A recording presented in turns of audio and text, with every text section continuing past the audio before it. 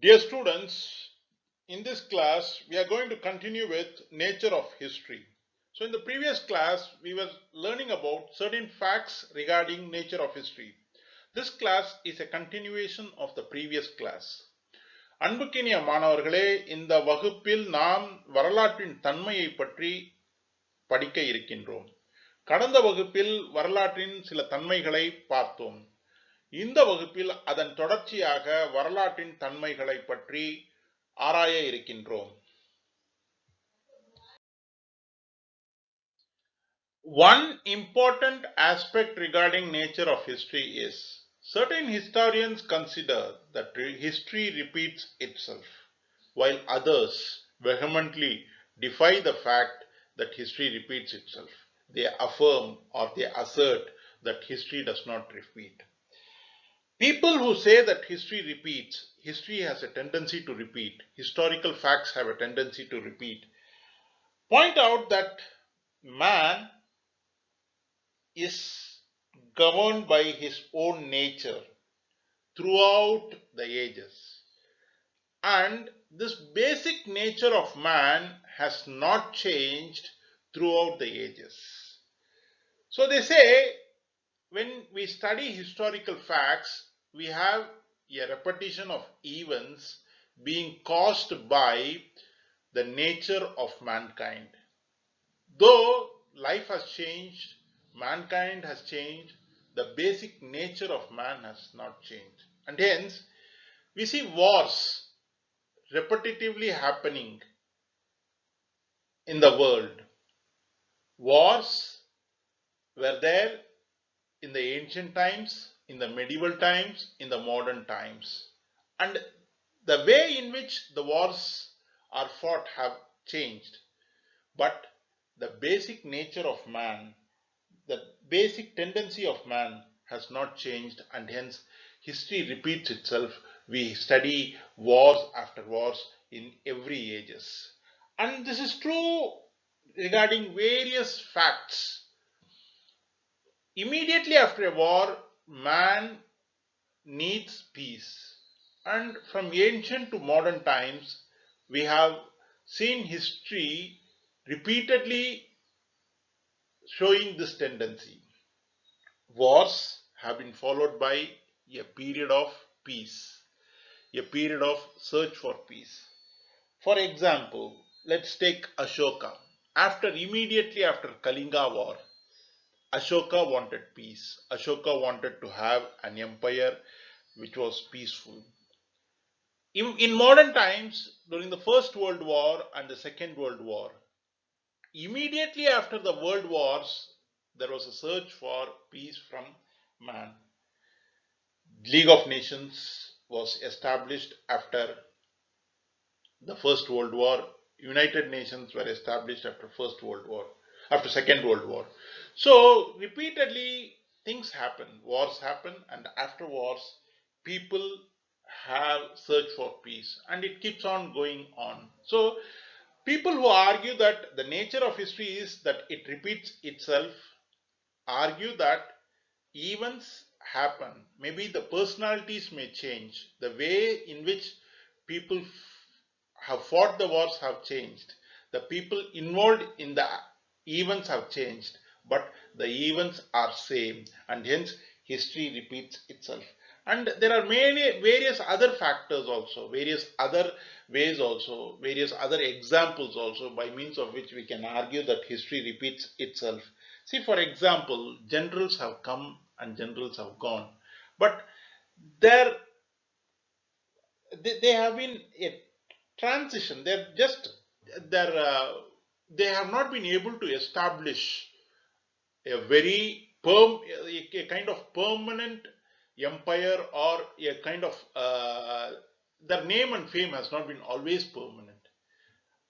So empires, every uh, general, every king, every general, every king, every warrior, every emperor, every mighty ruler has been brought to account.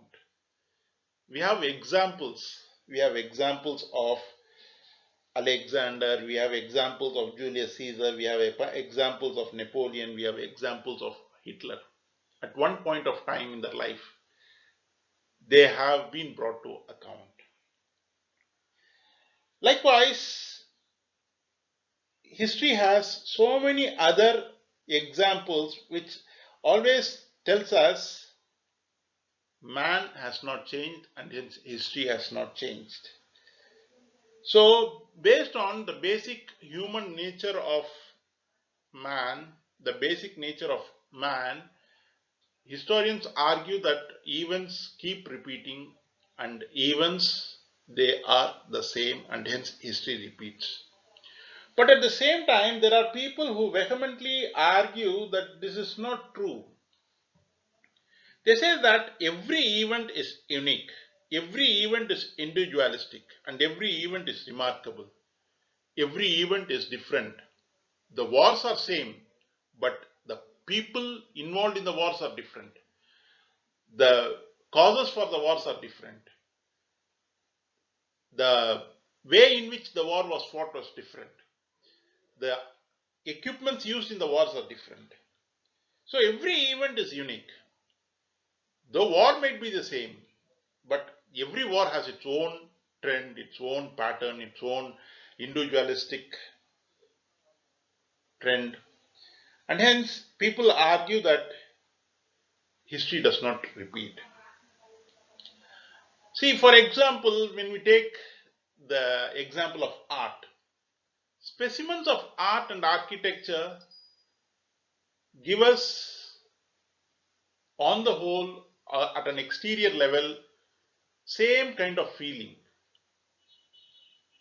So, all architecture give us the same feeling, but internally, when we go into the art forms, each art form is different. The Mughal art is different from the Delhi Sultanate art. The Delhi Sultanate art is different from the Bahmani art. Hence, we cannot argue that all art forms are same. So every specimen, every event of history has its own individuality, its own uniqueness, its own remarkable, and hence history does not repeat. So this is an argument, it's a debate where we have to come to a conclusion whether history really repeats or not. And it's an endless argument where we cannot come to a conclusion, because we can argue that history repeats, the nature of history is repetitive, at the same time, the nature of history is not repetitive. See, for example, Trevelyan, he says history repeats itself and history never repeats itself. And both the statements are true. Both the statements are true. It is generally believed that a political or social revolution is followed by military despotism, but Napoleon, a military despot, was child of revolution, but George Washington was not a military despot, although he led a political revolution. Hence, we need to come to a conclusion that history is repetitive at a certain extent and not repetitive to a certain extent. அன்புக்கினிய மாணவர்களே, வரலாற்றின் தன்மையை பற்றி நாம் படித்துக் கொண்டிருக்கிறோம். வரலாற்றின் தன்மையை ஆய்வு செய்து கொண்டிருக்கிறோம். அப்படி வரலாற்றின் தன்மையை ஆய்வு செய்யக்கூடிய வேளையில் வரலாறு அல்லது வரலாற்று நிகழ்வுகள் மீண்டும் மீண்டும் தொடர்ந்து ஒரே நிகழ்வு தொடர்ந்து கொண்டே இருக்கும் என்ற ஒரு கூற்று நிலவுகின்றது. வரலாற்றில் வரக்கூடிய நிகழ்வுகள் மாறாமல் தொடர்ச்சியாக ஒரே நிகழ்வுதான் மீண்டும் மீண்டும் நடைபெறுகிறது என்று சொல்லக்கூடியவர்கள் இருக்கிறார்கள். அவர்கள் ஹிஸ்டரி ரிப்பீட்ஸ் என்று சொல்கிறார்கள். இன்னும் சில அறிஞர்கள் வரலாற்று நிகழ்வுகள் தொடராது அல்லது வரலாற்று நிகழ்வுகள் மீண்டும் மீண்டும் நடைபெறாது, ஒவ்வொரு நிகழ்வும் வெவ்வேறு என்று சொல்பவர்களும் இருக்கிறார்கள். வரலாற்று நிகழ்வுகள் தொடரும், வரலாற்று நிகழ்வுகள் தொடர்ந்து கொண்டே இருக்கும் என்று சொல்லக்கூடியவர்கள், அவர்களின் கூற்று என்னவென்று சொன்னால், மனிதனின் தன்மை மாறாதது. மனிதன் காலந்தோறும் ஒரே தன்மையின் அடிப்படையில் இருக்கின்றான்.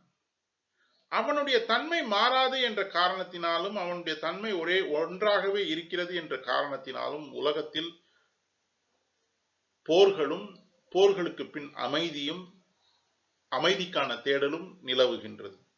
ஆக நாம் வரலாற்றை ஆய்வு செய்யும் போது நாம் ஒரு விடயத்தை தெளிவாக உணர்வோம். தொடர்ந்து மனிதர்கள் போரில் ஈடுபடுகிறார்கள். தொடர்ந்து மனிதர்கள் போருக்கு பின்பு அமைதியை தேடுகின்றார்கள். ஆக வரலாற்றின் தன்மை மாறாதது, வரலாற்றின் தன்மை தொடரக்கூடியது. வரலாற்று நிகழ்வுகள் மீண்டும் மீண்டும் ஒரே நிகழ்வுதான் நடைபெறுகிறது. போர்கள் இருக்கும், போர்களுக்கு பின் அமைதிக்கான தேடல் இருக்கும். ஆக வரலாறு என்பது தொடர்ந்து வரக்கூடியது, ஒரே நிகழ்வின் தொடர்ச்சியாக இருக்கக்கூடியது என்று சொல்பவர்கள் இருக்கிறார்கள். இதற்கு நல்ல உதாரணங்களும் இருக்கின்றன. அசோகர் கலிங்க போருக்கு பிறகு அமைதியை தேடினார். அதே போல் பழங்காலத்தில் அசோகர் செய்த அதே செயலை அவருக்கு பின்பு சுமார் 2300 வருடங்களுக்கு பின்பு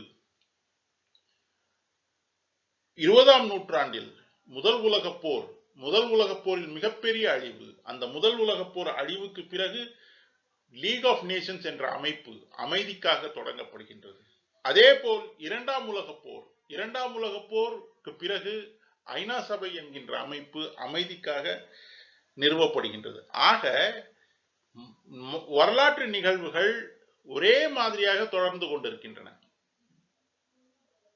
அந்த வரலாற்று நிகழ்வுகளில் ஈடுபடக்கூடிய மனிதர்கள் மாறலாம். வரலாற்று நிகழ்வுகளில் ஈடுபடக்கூடிய நிகழ்வுகள் வேறாக இருக்கலாம். ஆனால் அடிப்படை தன்மை ஒன்றுதான். போருக்கு பின் அமைதிக்கான தேடல். இது போன்று பல உதாரணங்களை சொல்லலாம். எந்த ஒரு அரசரும்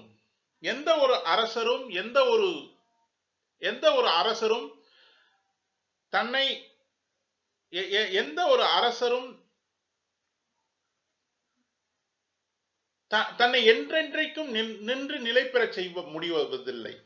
அவர் எவ்வளவு பெரிய பேராற்றல் படைத்த அரசராக இருந்தாலும் சரி, அவருடைய சாம்ராஜ்யத்தை எவ்வளவு விரிவுபடுத்த நினைத்தாலும் சரி, அவர் ஆற்றல் மிகுந்தவராக இருந்தாலும் சரி, ஒரு காலகட்டத்தில் அவருடைய ஆட்சிக்கு முற்றுப்புள்ளி வர வேண்டிய சூழல் ஏற்பட்டிருக்கிறது. இது ஜூலியஸ் சீசருக்கு நடந்திருக்கிறது, இது நெப்போலியனுக்கு நடந்திருக்கிறது, இது ஹிட்லருக்கு நடந்திருக்கிறது. ஆக ஆட்சியாளர்கள் வருவார்கள், பேராட்சியாளர்கள் வருவார்கள், ஆட்சி செய்வதற்கு ஆற்றல் மிகுந்த அரசர்கள் வருவார்கள். ஆனால் எந்த அரசரும் நின்று நிலை பெற முடிவதே இல்லை. ஆக வரலாற்று சம்பவங்கள் தொடர்ந்து ஒரே மாதிரியாக இருப்பதால் வரலாற்று அறிஞர்கள் சொல்கிறார்கள், வரலாறு என்பது தொடர்ந்து வந்து கொண்டே இருக்கும் ஒரே நிகழ்வின் தொடர்ச்சிதான், நாம் தொடர்ந்து படித்துக் கொண்டே இருக்கிறோம் என்று சொல்கிறார்கள். இன்னும் சில வரலாற்று அறிஞர்கள் சொல்கிறார்கள், அது அல்ல, அப்படி அல்ல. ஏனென்றால் சம்பவங்கள் ஒரே மாதிரியாக இருந்தாலும், போர்கள் இருந்தாலும் அந்த போர்களில் ஈடுபட்டிருக்கக்கூடிய அரசர்கள் வேறு, அவர்கள் பயன்படுத்திய ஆயுதங்கள் வேறு, அந்த வழிமுறைகள் வேறு. ஆக வரலாற்று சம்பவங்கள் பார்ப்பதற்கு வெளித்தோற்றத்தில் ஒரே மாதிரியாக இருந்தாலும் அதன் உள் நுணுக்கங்கள் வெவ்வேறாக இருக்கின்றன. ஆக ஒவ்வொரு வரலாற்று சம்பவமும் தனித்துவம் வாய்ந்தது, ஒவ்வொரு வரலாற்று சம்பவமும் அடிப்படையில் வேறானது. ஆக வரலாறு என்பது என்றைக்கும் மீண்டும் மீண்டும் நிகழக்கூடியது அல்ல. ஒவ்வொரு சம்பவமும் தனித்துவம் உடையது. உதாரணமாக கலை விடயங்களை எடுத்துக்கொண்டோமே ஆனால், கலை அம்சங்களை, கட்டிடக்கலை விடயங்களை நாம் பார்க்கின்ற வேளையில் நமக்கு அந்த கட்டிடக்கலையில் இருந்து ஏற்படக்கூடிய உணர்வு ஒரே மாதிரியாக தான் இருக்கின்றது. ஆனால் கட்டிடக்கலையின் உள் அம்சங்களை ஆய்வு செய்யும் போது ஒவ்வொரு கட்டிட முறைக்கும் வேறுபாடு இருக்கின்றது. உதாரணமாக முகலாய கட்டிடக்கலைக்கும் டெல்லி சுல்தானிய கட்டிடக்கலைக்கும் பாமினி கட்டிடக்கலைக்கும் நிறைய வேறுபாடுகள் இருக்கின்றன. அந்த கட்டிடங்கள் நமக்கு கொடுக்கக்கூடிய உணர்வுகள் ஒன்றாக இருந்தாலும் அந்த கட்டிடங்களின் உள் அம்சங்கள் வெவ்வேறாக இருக்கின்றன. ஆக கலை என்பது ஒரே அம்சமாக இருந்தாலும் உள் விடயங்கள், அந்த கலையின் உள் அம்சங்கள், அந்த கலையின் நுணுக்கங்கள் வெவ்வேறாக இருக்கின்றன. ஆக வரலாறு என்பது மாறும் என்று, வரலாறு என்பது தொடர்ந்து வந்து கொண்டே இருக்கிறது அல்லது ஒரே நிகழ்வுதான் மீண்டும் மீண்டும் தொடர்கின்றது என்று சொல்வது சரியான விடயம் அல்ல. ஆக இந்த விவாதத்தை எப்படி முடித்துக் கொள்வது என்று சொன்னால், இரண்டுமே உண்மை, இரண்டு விடயங்களும் உண்மை என்பதை நாம் உணர வேண்டும். வரலாற்றில் நிகழ்வுகள் தொடர்வது போல் நமக்கு காட்சியளிக்கும், ஆனால் அது முழுக்க முழுக்க உண்மையான விடயம் அல்ல. வரலாற்றில் நிகழ்வுகள் தொடர்ந்து ஒரே மாதிரியாக இருப்பது போல் காட்சியளித்தாலும் வரலாற்று நிகழ்வுகள் ஒவ்வொரு நிகழ்வும் தனித்துவம் வாய்ந்தது. ஆக இரண்டு விடயங்களும் உண்மை என்பதை ஏற்றுக்கொண்டு வரலாற்றின் தன்மையை நாம் புரிந்து கொள்ள வேண்டும். The next aspect of nature of history is all history seems to be contemporary. What do we mean by saying that all history is contemporary? It means that when we study past, we are studying about the present. There is no distinction between past and present. It means that we are accepting the linear view of history, which says that history is one continuous whole, or all history is one. This theory was first propounded by Thucydides, who said all historical facts are related to one another in some rational and permanent manner. And then we had scholars like Croce and scholars like Collingwood. Croce said all history is because of one supreme spirit, which is indivisible and has four different aspects: art, ethics, logic, and economics. And all events in history happen because of any one of these forms of spirit, which is the same. Likewise, Collingwood argued that history is study of past, but when a historian studies the past, he reflects on the past, and when he reflects on the past, he knowingly or unknowingly takes into consideration his own circumstances, his own conditioning, and hence there is a connectivity between present and the past. So whatever fact we may take into consideration, the point is all history is contemporary. We are studying the past, but past and present are one at the same, because past and present are connected. The present is an outcome of the past, and when we study the past, we are studying about the present. So we need to take this consideration of nature of history seriously, because we say that history, the nature of history is that it is contemporary. It is contemporary. So we cannot distinguish the past and the present. For example, we have lots of examples. We have the example of agriculture.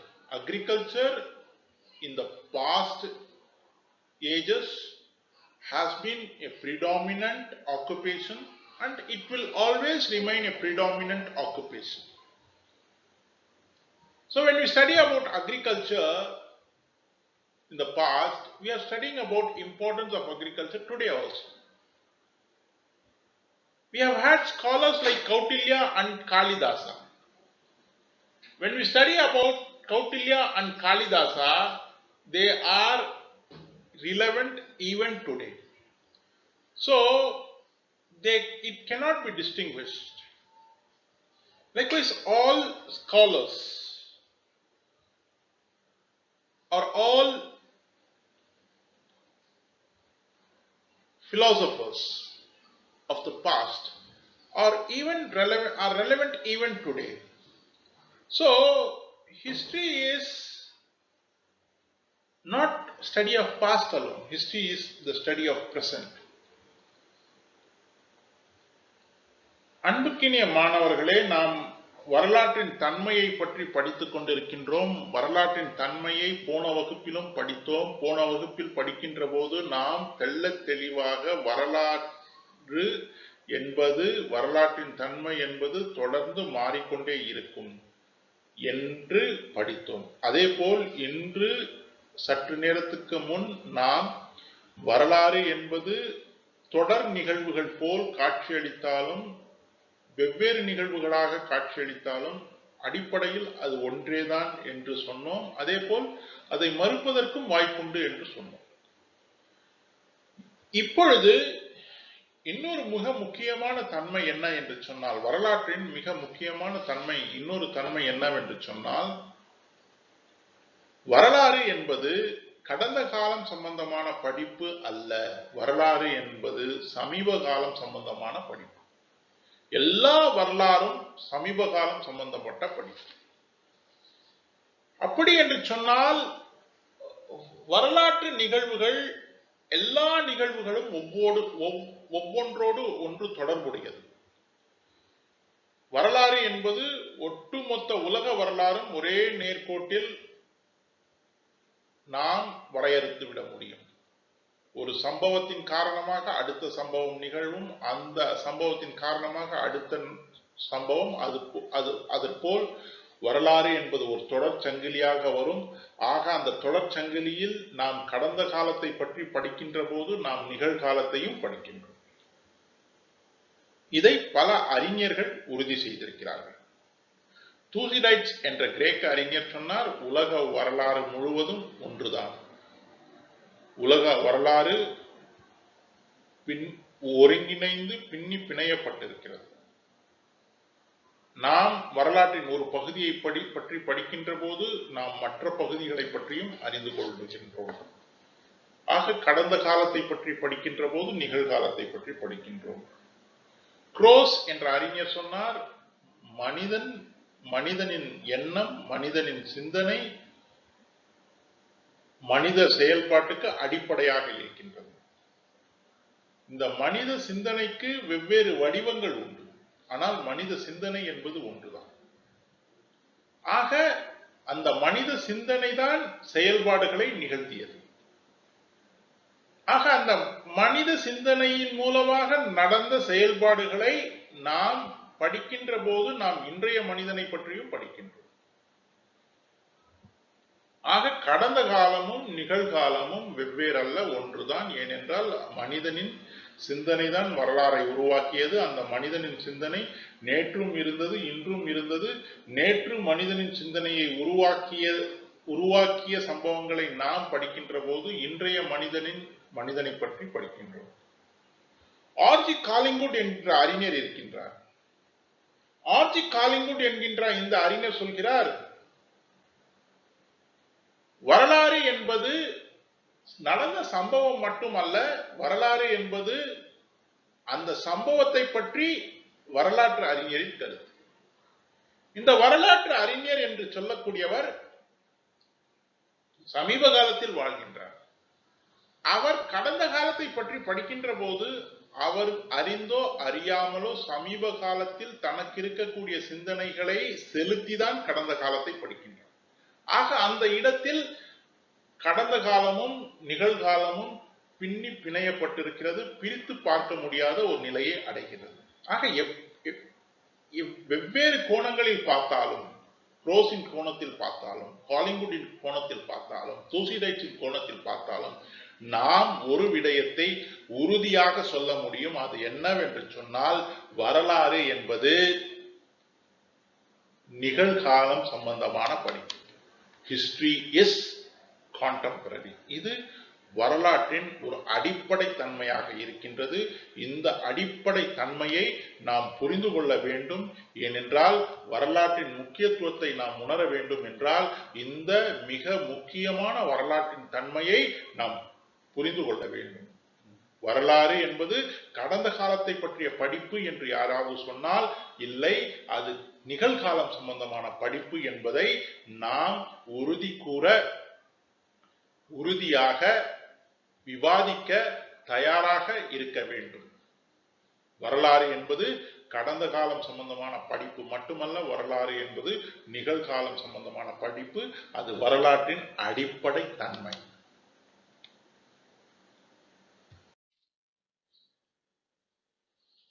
Another important aspect or nature of history is that it provides the meaning of life.